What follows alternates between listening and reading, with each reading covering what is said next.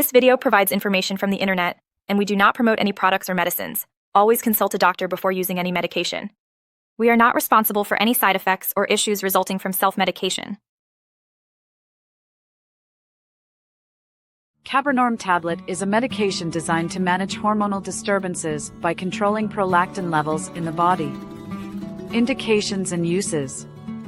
This medication is indicated for treating conditions related to excessive prolactin levels, helping to suppress milk production and manage hormonal imbalances in adults. How it works. It works by decreasing the secretion of prolactin from the pituitary gland, thus addressing related symptoms. Directions for use. Take the tablet as directed by your healthcare provider, swallowing it whole with a glass of water. It is advisable to take it with or after food to minimize nausea.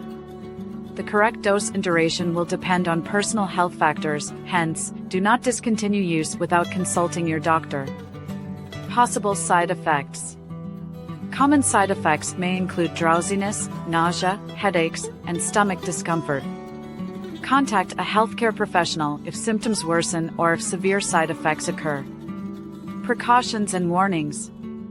This medication should be used with caution in patients with a history of heart disease, liver impairment, or those who are pregnant or breastfeeding. It is crucial to discuss your medical history with your doctor before starting treatment. FAQs. 1. Who should not take this medication? It is contraindicated in individuals with severe liver disease, certain heart conditions, and those who are pregnant or breastfeeding. 2. Can it increase fertility? Yes, it can help restore ovulation in women with elevated prolactin levels. 3. Is it safe for individuals with liver disease?